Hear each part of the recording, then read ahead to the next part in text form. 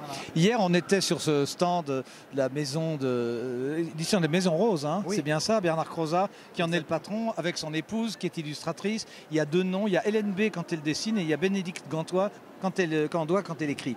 Comment ça se va? Vous êtes un petit éditeur. Hier, c'était la journée des petits éditeurs indépendants. On vous voit progresser. Vous avez un livre qui va rentrer dans notre catalogue, c'est Patricia Tella, qu'on salue. Ça veut dire que ça mijote, vous travaillez jour et nuit? Alors plutôt la nuit pour la maison d'édition, vu que je travaille à côté, effectivement. Ouais. Mais donc l'année passée, on a doublé les ventes. Et on espère faire la même chose cette année. On est en bonne voie pour concrétiser ça. Donc oui, on progresse. On est encore dans les petits, mais on progresse vraiment. Là, pour le salon, on a fait 4 sorties, ce qui était la première fois qu'on faisait 4 sorties à la fois. Donc c'était beaucoup de travail, mais on est là avec 4 Vous êtes là. sorties. Quelle mouche vous a piqué? Alors que vous n'êtes pas du tout, a priori, hein, professionnellement, je le sais, on va taire votre profession, parce que ça n'a rien à voir avec l'édition. Non, mais on était déjà auteurs les deux.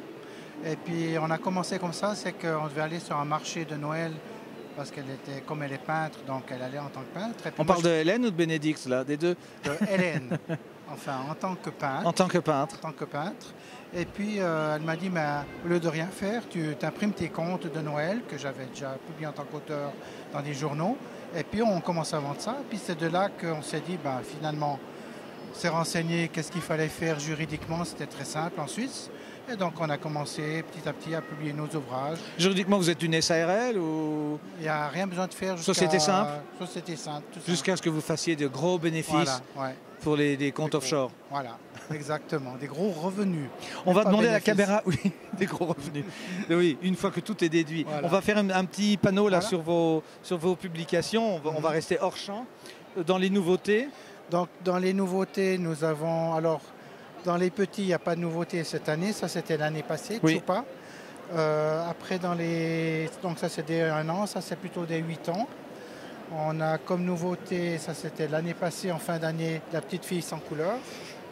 Et puis la nouveauté, c'est Le monde selon Nyamba 2. Le monde selon Nyamba 2 de Patricia Tella, qui vient de sortir pour le salon et qui est notre fleur de lance pour cette année. On en est très fiers puisque, a priori, je crois que France Loisirs a validé son entrée au club. Et à ce titre-là, j'ai un petit clin d'œil que je lui réserverai, mais je repasserai dans la journée.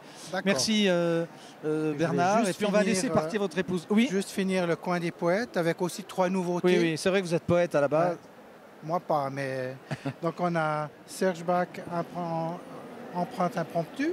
Nous avons sorti Nicole Méraud qui est genevoise. Oui. Et puis Sébastien Querquin qui est belge, qui a aussi un ouvrage très, très frais, je dirais. Merci beaucoup. Vous vendez bien votre affaire. Merci.